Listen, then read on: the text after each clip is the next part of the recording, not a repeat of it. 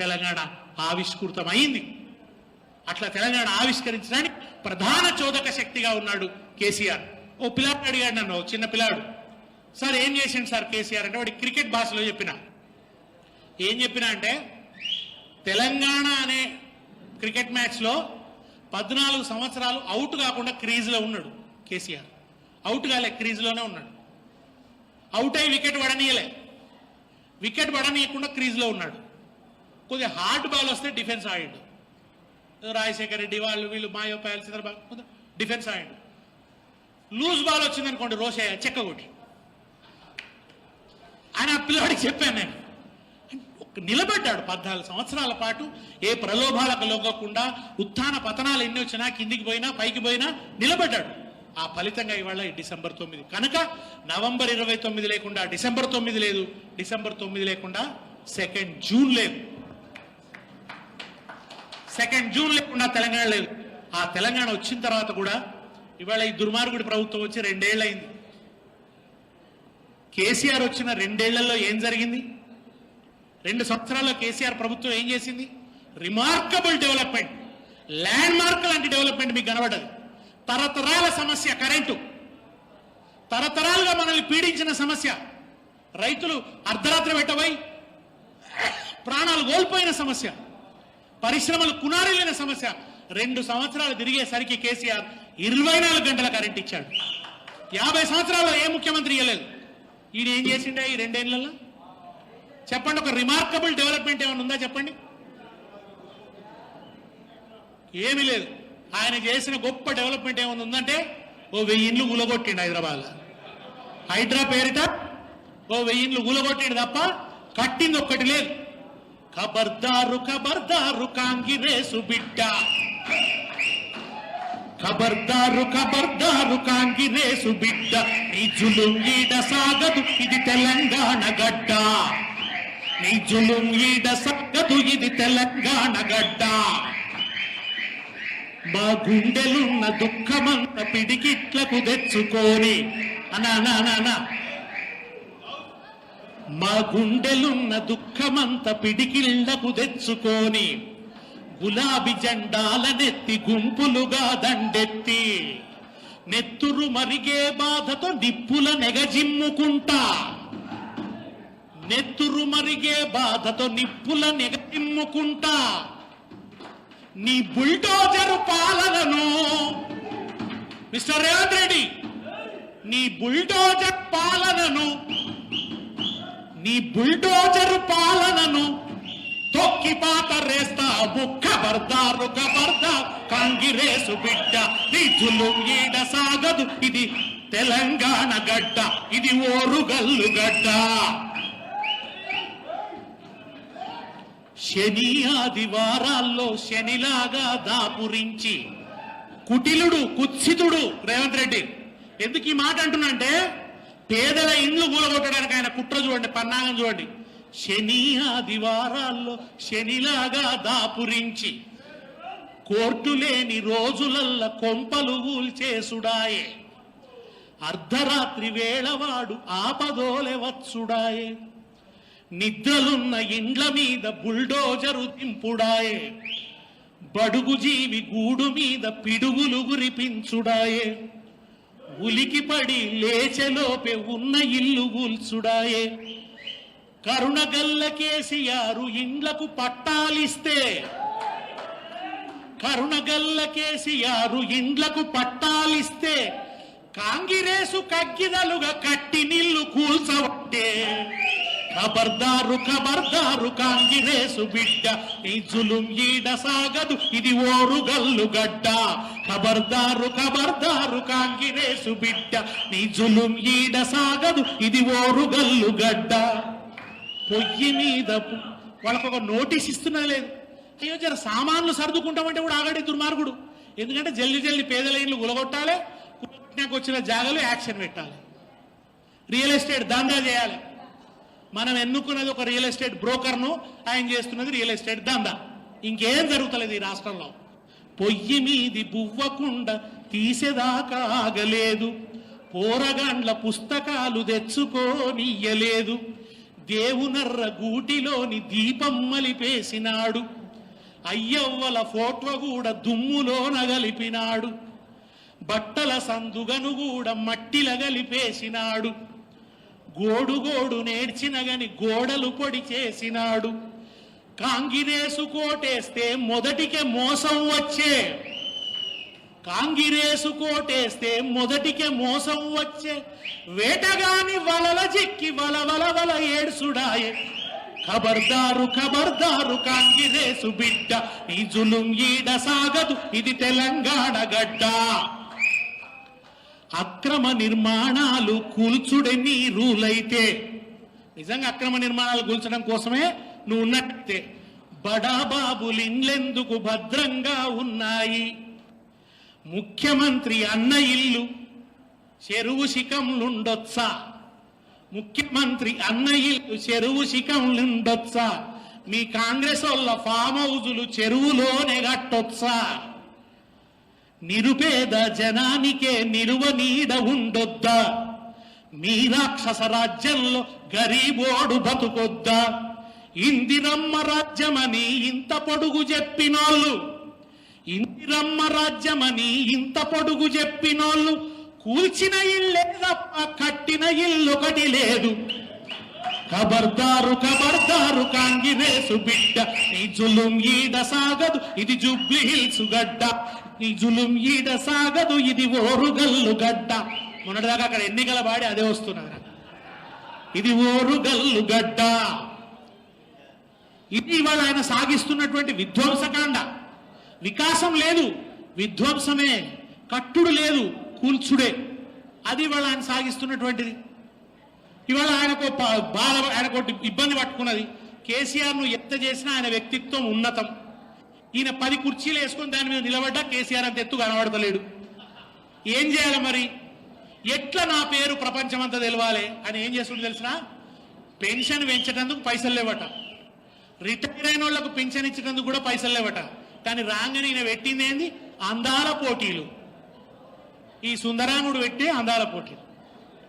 ఈ అందాల పోటీలు పెడితే వచ్చింది ఏంది తెలంగాణకు? తెలంగాణ టూరిజం పెరిగిపోతుంది. ఇక ఓరుగల్లు 1000 స్తంభాల కూడా చూసేటందుకు ఫారిన్ నుంచి ఒకటే వస్తారు అన్నారు. వస్తురా అందాల పోటీల తర్వాత ఇక్కడికి వచ్చి వాళ్ళ విశ్వసుందరి మన కాళ్ళు కడిగిపించే కదా తెలంగాణ వాళ్ళతోని. ఏం ఒరిగింది అందాల పోటీలతోని? ఏమి లేదు. అందాల సుందరి మండలు రేవంత్ రెడ్డి గారి ముఖం చూసి పోయింది.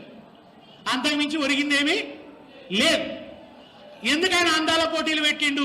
తన అందమైన ముఖం ప్రపంచం అంతా చూస్తుందేమో అని అందాల పోటీలు పెట్టి ఎవడు చూడలే. మరి ఎట్లా? ఇప్పుడు ఇంకో ఎత్తుగడ వేసిండు. ఈయన ముఖం ఎవడు చూస్తలేడు, తెలంగాణలో చూస్తలేడు. తెలంగాణలో ఇప్పటికైనా ఎవడు ముఖ్యమంత్రిని చూసినట్టు చూస్తలేడు. ఆయనకు అదో బాధ పట్టుకున్నది. ఎట్లా రాని ఇప్పుడు ఆయన పేరేంది? మెస్సీ అట. మెస్సీ మెస్సీ అని ఫుట్బాల్ ఆడతాడు. ఆయనకి ఇప్పుడు 1000 కోట్లు ఇచ్చి పట్టుకొస్తున్నాడు. ₹1,00,00,000, ఎన్ని కోట్లు నాకు తెలియదు కానీ ₹1,00,00,000 ఇచ్చి పట్టుకొచ్చి ఆయన పక్కకి ఈయన ఫుట్బాల్ ఆడతాడట. మెస్సీ ఫోటో ప్రపంచం అంతా చూస్తారు, పక్కకి నిలబడితే ఈయన చూస్తారు అన్నట్టు. ఇప్పుడు మన వినయ్ భాస్కర్ అని ఎక్కడికైనా పోతే అందరూ చిన్న ఫోటోలు దిగుతారు కదా, అన్నతో పాటు మీడియాలో కనబడాలి. ఇప్పుడు రేవంత్ రెడ్డికి ఆ మానసిక పరిస్థితిలో ఉన్నాడు. మెస్సీ పక్కకి నిలబడితే ప్రపంచం అంతా నన్ను చూస్తాడు అని దీనికోసం కోట్లు ఖర్చు పెడుతున్నాడు. కేసీఆర్ ఉన్న ముఖ్యమంత్రి నివాసం అదే జాగాలో ప్రగతి భవన్ కడితే తప్పన్నారు. ఇప్పుడు ఈయన ఏం చేస్తున్నాడు? అక్కడ మర్రిచెన్నారెడ్డి మానవ వనరుల కేంద్రంలో 100 కోట్లు పెట్టి బిల్డింగ్ కట్టుకుంటున్నాడు. అరే ఇంకా 2 ఏళ్ళు దీని ఉండేది లేదు, పీకేది లేదు. కానీ అక్కడ ఒక బిల్డింగ్ కట్టుకుంటున్నాడు 100 కోట్లు పెట్టి. కేసీఆర్ ఇంట్లో బంగారం టైల్స్ వేసిండ్రు, మొత్తం ఇట్లా బంగారం తాపడమే ఉన్నది. 150 బెడ్రూమ్లు ఉన్నాయన్నాడు. మొన్న ఆయన రజనీకాంత్ TV9లో అడిగిండు భట్టి విక్రమార్క గారిని, 150 బెడ్రూమ్లు ఉన్నాయా అన్నాడు. ఆయన జవాబు చెప్తలేడు, నవ్వుతున్నాడు. అంటే ఏదో జనాలను పిచ్చోళ్ళని చేసినాం అన్నట్టే కదా, పిచ్చోళ్ళని చేసేందుకు చెప్పినాం అన్నట్టే కదా. ఇట్లా దుర్మార్గమైన ప్రచారాలు చేసి, అబద్ధాలు ప్రచారాలు చేసి ఏమన్నాడు? ప్రజా దర్బార్, ఆంక్షలు లేవు, గోడలు లేవు, ఇవి లేవు, అల్లి లేవు. చలో తెల్లారి ముఖ్యమంత్రి అయిన తెల్లారి నుంచే నేను కూర్చుంటా అక్కడ, దాని ప్రజా ప్రగతి భవన్ కాదుగా ప్రజాభవన్, అక్కడ కూర్చుంటా, ప్రతిరోజు జనం రావచ్చు, ముఖ్యమంత్రిని నేరుగా కలవచ్చు, సమస్యలన్నీ పరిష్కారం అన్నాడు. ఒక్కరోజు పోయాడు, ఒకటే రోజు కూర్చున్నాడు. తెల్లారి ఆ ట్యాంకర్లు ఓతతి పొట్టిగా. తర్వాత 2 రోజులు సీతక్క కూర్చున్నది, ఆ తర్వాత చిన్నారెడ్డి కూర్చున్నాడు, ఇప్పుడు 0 అయిపోయింది. అది ఇప్పుడు అక్కడ ఎవరు లేరు. అది ఏ రాజు లేని దర్బార్ అయి కూర్చున్నది, గుడి దర్బార్ అయి కూర్చున్నది. ఇప్పుడు అక్కడ ఎవరు లేడు. దీన్ని ఎవరు మాట్లాడలేరు, ఎవరు అంటలేరు. ఆయనకు అండదండగా నిలిచిన వాళ్ళు. నిజంగా కూడా అందశ్రీ పాటను ఆయన అధికారిక పాట చేసిండు, సంతోషం. కానీ అందశ్రీ పాటలో చివరికి అంటాడు చూడండి, దాన్ని నిజం చేసిన వాడు కేసీఆర్. ఏందది? గోదావరి కృష్ణమ్మలు మన బీళ్లకు మళ్ళాలే, పచ్చని మాగాణాళ్ళు పసిడి సిరులు పండాలే, సుఖశాంతుల తెలంగాణ సుభిక్షంగా ఉండాలి, స్వరాష్ట్రమై తెలంగాణ స్వర్ణయుగం కావాలి. జై తెలంగాణ, జై జై తెలంగాణ, జై తెలంగాణ, జై జై తెలంగాణ. తెలంగాణను స్వరాష్ట్రంగా మార్చిన ఉద్యమానికి నాయకత్వం వహించింది ఎవరు? కేసీఆర్. స్వరాష్ట్ర స్వప్నాన్ని సాకారం చేయడం ద్వారా అందశ్రీ పాటను నిజమైన అర్థంలో నిరూపించిన వాడు కేసీఆర్. ఆయన కోరుకున్నాడు అందశ్రీ గోదావరి కృష్ణమ్మలు మన బీళ్లకు మళ్ళాలని. సరే, ఆయన కొంచెం వేరేదో కోపం పెట్టుకొని కేసీఆర్తో దూరం ఉండొచ్చు, కానీ ఆయన ఆకాంక్షను నిజం చేసింది. తెలంగాణలో ఒక స్వర్ణయుగాన్ని సృష్టించింది. ఇవాళ గోదావరి నీళ్ళు వచ్చి మీ మహబూబాబాద్ తండాల నుంచి పారి లంబడోళ్ళ ఇళ్లలో లక్ష్మి ఓలలాడిందంటే అది కేసీఆర్ పరిపాలించిన 10 ఏళ్ల పరిపాలనలోనే జరిగింది. ఇవాళ ఈయన వచ్చినాక ఏది ప్రాజెక్టు? నువ్వు నిజంగా అందశ్రీకి నివాళులు అర్పించడం అంటే పాలమూరు ఎత్తిపోతల పూర్తి చేసి కృష్ణ నీళ్లతో మహబూబ్ నగర్ జిల్లాను తడిపితే అందశ్రీకి నువ్వు నిజమైన నివాళులు అర్పించినట్టు. మనందరం కూడా అందశ్రీ అద్భుతమైన పాత్ర నిర్వహించాడు తెలంగాణ ఉద్యమంలో. చిన్న చిన్న తారతమ్యాలు ఏమన్నా ఉంటే ఉండొచ్చు, భేదాభిప్రాయాలు ఏమన్నా ఉంటే ఉండొచ్చు. ఆయన ఇవాళ అమరుడైండు. ఒకసారి అందరం జోహార్లు పలుకుదాం. జోహార్ ప్రజాకవి అందశ్రీ, జోహార్ ప్రజాకవి అందశ్రీ. ఆయన ఆశయాన్ని నిజం చేసిన వాడు కేసీఆర్. ఇవాళ నీ గ్లోబల్ సమ్మిట్ తో ఏమొచ్చింది? ప్రపంచ తెలుగు మహాసభలు పెట్టి కేసీఆర్ తెలంగాణ కీర్తిని ప్రపంచానికి పరిచయం చేసిండు. ఆ ఓరుగల్లు బిడ్డ అందశ్రీ, ఆ ఓరుగల్లు కాకతీయ తోరణాన్ని ఆ పాటలో రాసిండు కదా అందశ్రీ. ఏమని రాసిండు? మన కాకతీయ కళాప్రభల కాంతిరేఖ రామప్ప అన్నాడు. ఆ కాకతీయ తోరణాన్ని లోగోలో పెట్టింది కేసీఆర్. పెడితే ఇదే దుర్మార్గుడు ఏమన్నాడు రేవంత్ రెడ్డి? కాకతీయ తోరణం రాజుల గుర్తు తీసేయాలన్నాడు. మళ్ళా వినయ్ భాస్కర్ అన్న, ఇక్కడ మీరందరూ కూడా ఇక్కడ ఈ నేల మీద గట్టిగా గర్జించి అట్లెట్లా తీస్తావురా నాయన, ఆ తోరణం మన తెలంగాణ కీర్తి తోరణం అని దాన్ని తీస్తామని గట్టి అడితే మళ్ళీ ఆయన నోరు మూసుకొని వెనకకి తగ్గాడు. చార్మినార్ను అవమానించిండు, దాన్ని అవమానించిండు. ఇవాళ మొత్తం కలెక్టరేట్లలో అన్నట్టు తెలంగాణ తల్లి విగ్రహాలు పెడతాడు. ఆయన ఒక రూపం పెట్టిండు. అది ఆయన తెచ్చిన రూపం తెలంగాణ తల్లి రూపం. మనం పెట్టిన తెలంగాణ తల్లి ఎక్కడ పుట్టింది? తెలంగాణ ఉద్యమ గర్భంలో పుట్టింది. మనం సృష్టించినటువంటి తెలంగాణ తల్లి రూపం ఆ తల్లి ఉద్యమ గర్భంలో పుట్టింది, ఒక ప్రజా ఉద్యమంలో పుట్టింది. ఇప్పుడు రేవంత్ రెడ్డి పెడుతున్న తెలంగాణ తల్లి ఎక్కడ పుట్టింది? ప్రజా ఉద్యమంలో పుట్టలే, రేవంత్ రెడ్డి పైశాచికత్వంలో పుట్టింది. రేవంత్ రెడ్డికి హ్యూమిలియేట్ చేయాలని ఉంది. కేసీఆర్ ను హ్యూమిలియేట్ చేయడం కోసం ఈ తెలంగాణ తల్లిని తీసుకొచ్చినాడు ఆయన. తెలంగాణ తల్లి బీదగా ఉండనట. ఎందుకు ఉండాలి బీదగంటే? మనకు ఆత్మగౌరవం, ఆత్మవిశ్వాసం కలగకూడదా ఆ తల్లి రూపాన్ని చూస్తే? గద్దర్ కూడా అన్నాడు ఆయన పాట రాస్తూ, ఎండి బంగారం దండిగా ఉన్నా, ఎండి బంగారం దండిగా ఉన్నా, బోడి మెడతో గొల్లు నేర్చినది అమ్మా తెలంగాణమా, ఆకలికే కలగానమా, అమ్మా తెలంగాణమా, ఆకలికే కలగానమా. అమ్మ నీకు వందనాలమ్ము, కమ్మని ప్రేమానిదమ్ము, అమ్మ నీకు వందనాలమ్ము, కమ్మని ప్రేమానిదమ్ము. ఎట్టొల్లా మట్టి సిప్పవు, ఎట్టొల్లా మట్టి సిప్పవు, గాయిదోల్లా గాడ్రగొడ్డలివి అమ్మా తెలంగాణమా, ఆకలికే కలగానమా, అమ్మా తెలంగాణమా, ఆకలికే కలగానమా. ఆయన ఏమన్నారు గద్దర్? తెలంగాణ తల్లి బోడి మెడతో ఉండొద్దు అన్నాడు. ఎండి బంగారం దండిగా ఉన్న తల్లి దండిగా పెట్టుకోవాలన్నాడు. రేవంత్ రెడ్డి వచ్చి ఏమంటాడు? ఏ నగలుంటాయి తెలంగాణ తల్లికి ఉండొద్దు అంటాడు. ఆయన ఇంట్లో అందరూ నగలు పెట్టుకోవచ్చట. ఈయన ₹1,00,000 టీషర్ట్ వేసుకోవచ్చు, ఈయన లక్షలాది రూపాయల బూట్లు వేసుకోవచ్చు, మెస్సీతోని ఫుట్బాల్ ఆడొచ్చు, దానికోసం ఫుట్బాల్ స్టేడియంకు కోట్లు కోట్లు ఖర్చు చేయొచ్చు.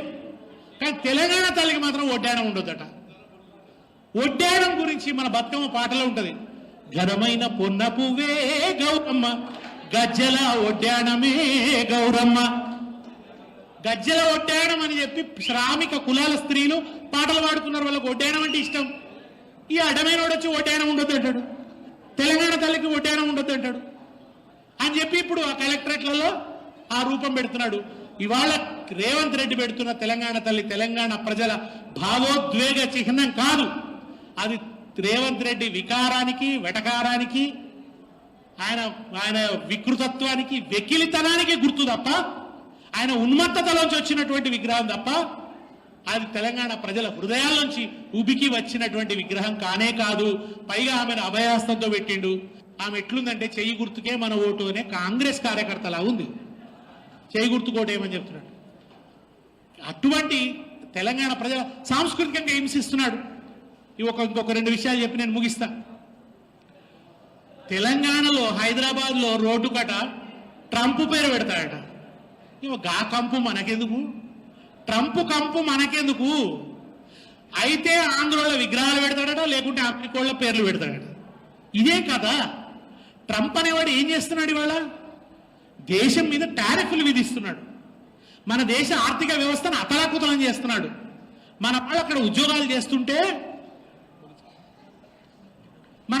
ఉద్యోగాలు చేస్తుంటే బేడీలేసి విమానాలలో మనం వెనక్కు పంపిండు, అవమానించండి ఇండియాను. ఆ ట్రంప్ పేరు ఇప్పుడు ఈయన ఎందుకు పెడుతున్నట్టు? ఏం బానిసత్వం నీకు? ట్రంప్ బానిసత్వం. ట్రంప్ ఇవాళ ప్రెసిడెంట్, 4 ఏళ్ళు పోతే ఈ ట్రంప్ పోయి ఇంకో తుంపు వస్తాడు, మళ్ళీ పెడతావా పేరు? ఆ తుంపు పేరు పెడతావా అప్పుడు? ట్రంప్ పేరట. ఇవాళ ఎస్పి బాలసుబ్రహ్మణ్యం విగ్రహం రవీంద్ర భారతిలో పెడుతున్నారు. మన వాళ్ళు ఏమంటున్నారు? అరే రవీంద్ర భారతిలో మనోళ్ళ విగ్రహాలు లేవు కదా అంటున్నారు, తెలంగాణ వాళ్ళ విగ్రహాలు లేవు కదా అంటున్నారు. ఒక్క మాట చెప్పండి మీరు, మన ఇంట్లో మనం మన తల్లిదండ్రుల ఫోటో పెట్టుకుంటామా, పక్కింటి వాళ్ళ తల్లిదండ్రుల ఫోటో పెట్టుకుంటామా? మన తల్లిదండ్రులే, మన తాత ముత్తాతలే పెట్టుకుంటాం కదా. హే గొప్పోళ్ళయా అని పక్కింటోళ్ళే పెట్టుకుంటామా? పక్కింటోళ్ళే పెట్టుకోం కదా. ఇవాళ మనకు బాలసుబ్రహ్మణ్యంతో కోపం లేదు, ఆయనతో పంచాయతీ లేదు. బాలసుబ్రహ్మణ్యం అంటే ప్రేమనే, మంచి బాగుండు పాటలు. ఆయన అంటే ఇష్టమే, నాకు కూడా బాగా ఇష్టం. ఆయన పాడబడే పద్ధతి అంటే ఇష్టం. నేను ఆయన ఫ్యాన్. నాకు బాలసుబ్రహ్మణ్యం ఇష్టం, మహమ్మద్ రఫీ ఇష్టం, జయసుదాస్ ఇష్టం, నాకు వీళ్ళందరూ ఇష్టమే. కిషోర్ కుమార్ ఇష్టం. బాలసుబ్రహ్మణ్యం అంటే పిసరంత ఎక్కువ ఇష్టం, కూడా ఇంకొంచెం ఎక్కువ ఇష్టం. ఆయన అదేంది నారాయణ రెడ్డి గారు రాసిన పాట, చరణ కింకిణులు గల్లు గల్లు మన కర కంకణములు గలగలలాడగా వినీల కచభర విలాస బంధుర తనూలతిక చెంచలించిపోగా ఆడవే మయూరి. ఆ పాట అద్భుతంగా అనిపిస్తుంది కదా వింటుంటే. ఓ 25 ఏళ్ల వయసు ఉన్నప్పుడు, 30 ఏళ్ల వయసు ఉన్నప్పుడు అద్భుతంగా పాడిండు. దాంట్లో నారాయణ రెడ్డి గారు బ్రహ్మాండమైన సమాసాలు వేస్తారు. ప్రమథనాథకర పంకజ భాంకృత ఢమరుధ్వని వినిపించగా ప్రళయకాల సంకలిత భయంకర చలిత దిక్తటుల చకిత దిక్కరుల సహస్రపణ సంచరిత భూకృతుల అని ఆ బ్రహ్మాండంగా ఉంటాయి ఆ సమాసాలు. అవన్నీ అద్భుతమైన ఎమోషన్తో పాడిండు బాలసుబ్రహ్మణ్యం. పాడుతుంటే ఆయన గొంతులో అభినయం ఉంటుంది. అందరు మామూలుగా పాడతారు, కానీ సాహిత్యాన్ని అనుభవించి అభినయంతో పాడతారు. ఆ బాలసుబ్రహ్మణ్యంతో పంచాయతీ లేదు. చర్చ ఆయన ప్రతిభ గురించి కాదు, ఆయన వ్యక్తిత్వం గురించి కాదు. మన పంచాయతీ రేవంత్ రెడ్డితో పంచాయతీ. నువ్వు రవీంద్ర భారతిలో ఇవాళ ఎవరన్నా వస్తే 2 విగ్రహాలు కనబడతాయి అక్కడ. ఒకటి ఘంటసాల విగ్రహం, బాలసుబ్రహ్మణ్యం విగ్రహం. ఎవరన్నా వచ్చి ఘంటసాల ఈయన ఎక్కడండి? పలానా ఆంధ్ర ప్రాంతంలో నుండి ఇక్కడ పుట్టాడు, ఓకే గొప్ప నమస్కారం. ఈయన ఎవరండి? బాలసుబ్రహ్మణ్యం, గొప్ప. ఆయన ఎక్కడంటే నెల్లూరు, నమస్కారం. ఆ వచ్చినవాడు, ఓహో ఈయన ఆంధ్ర ప్రాంతం వాడు, ఈయన ప్రాంతం వాడు. మీ తెలంగాణ వాళ్ళు ఎవరు లేరా అండి, ఎందుకు వాళ్ళ విగ్రహాలు లేవు అని అడిగాడు అనుకోండి, ఏం జవాబు చెప్తాం? అరే పెట్టవయ్యా, రవీంద్ర భారతిలో అద్భుతమైన ఈ వరంగల్ జిల్లా నుంచి వచ్చి ఒగ్గు కథలు గొప్పగా చెప్పిన చుక్క సత్తయ్య విగ్రహం పెట్టు. చుక్క సత్తయ్య తన ఒగ్గు కథలతోని తెలంగాణను ఓలలాడించిండు. అద్భుతమైన ఒగ్గు కథకుడు, ఆయనది పెట్టు. లేకుంటే నారాయణ రెడ్డి గారు జ్ఞానపీఠ అవార్డు తెచ్చిండు, ఆయనకు రవీంద్ర భారతితో అనుబంధం ఉంది, ఆయనది పెట్టు. తెలంగాణ కవులై పెట్టు.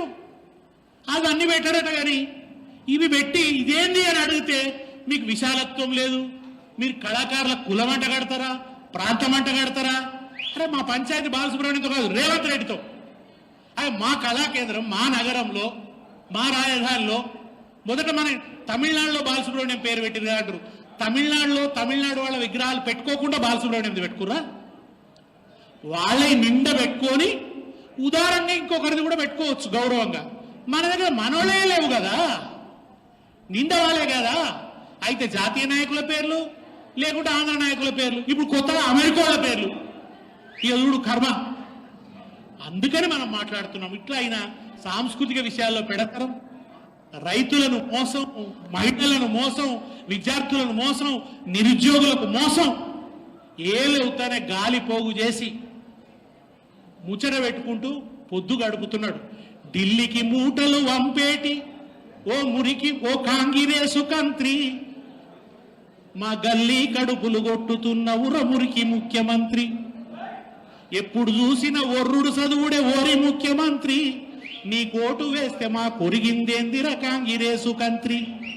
ఎప్పుడు ఒర్రుడు చదువుడు తప్ప ఒరిగిందేమీ లేదు. ఈ 2 ఏళ్లలో తెలంగాణలో జరిగింది విధ్వంసం తప్ప వికాసం కాదు. డిసెంబర్ 9 ప్రేరణతో తిరిగి తెలంగాణ పోరాట తత్వాన్ని అవగాహన చేసుకుందాం. మనల్ని ఎందుకు ఈ పరిస్థితి వచ్చిందో మన తప్పుల్ని కూడా మనం సమీక్షించుకుందాం. తిరిగి మనం కొత్త శక్తితోని పునరుత్థానమయ్యి తెలంగాణను మనం స్వర్ణయుగంలో తీసుకుపోదాం. జై తెలంగాణ. థ్యాంక్ యూ అన్న, థ్యాంక్ యూ. బుక్కీలు అందరూ ఉండండి. ఇప్పుడు మన డాక్టర్ల